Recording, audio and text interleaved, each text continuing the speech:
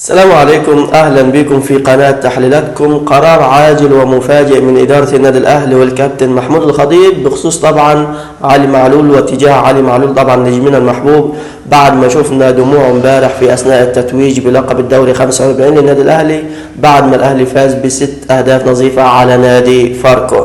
طبعا كلنا شفنا يا جماعة اللقطات اللي اتذاعت على التلفزيون. علي معلول كان فضل بيبكي بالدموع يا جماعة أثناء التتويج بلقب الدوري، طبعا لان في انباء ظهرت ان علي معلول قبل المباراه دي لم اغراضه ومتعلقاته الشخصيه طبعا من النادي الاهلي، لانه خلاص راحوا بنهايه الموسم، والموسم خلاص انتهى بنهايه الدوري، والاهلي فاز بالدوري لان الاهلي كده كده مش مشارك في بطوله كاس مصر، طلع من البطوله، فبالتالي اخر مباراه لعلي معلول كانت امبارح. ولكن بعد اداره النادي الاهلي ما شافت امبارح دموع الكابتن علي معلول طبعا اثناء التتويج، فاحالت الملف بتاع علي معلول من رحيله او عدمه طبعا للجهاز الفني الجديد الاسباني طبعا خوسيه ريفيرو. قالت له شوف ملف علي معلول، هل هيلعب معاك مثلا في كاس العالم للانديه اللي هي خلاص بقى عليها 15 يوم ولا لا؟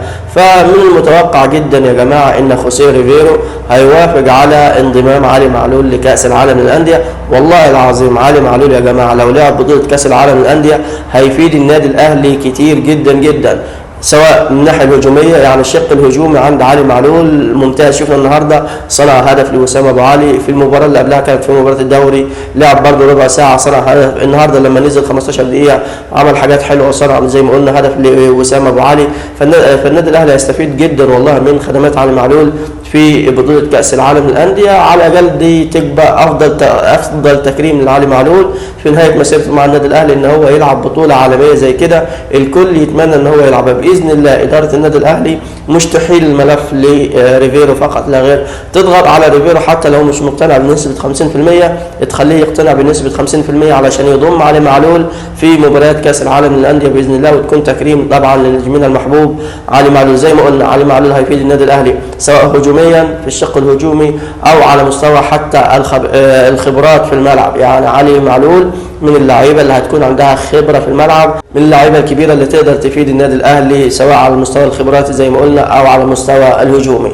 فباذن الله الكابتن محمود الخطيب زي ما قلنا احال الملف بالكامل لريفيرو، وباذن الله ريفيرو ياخذ القرار النهائي ان هو علي معلول باذن الله هيبقى موجود مع النادي الاهلي في بطوله كاس العالم للانديه، علشان علولو يطلع بشكل حلو من النادي الاهلي بدل ما شفنا الدموع والناس زعلت عليه والجماهير، وانا من واحد من الجماهير زعلت على دموع علي معلول.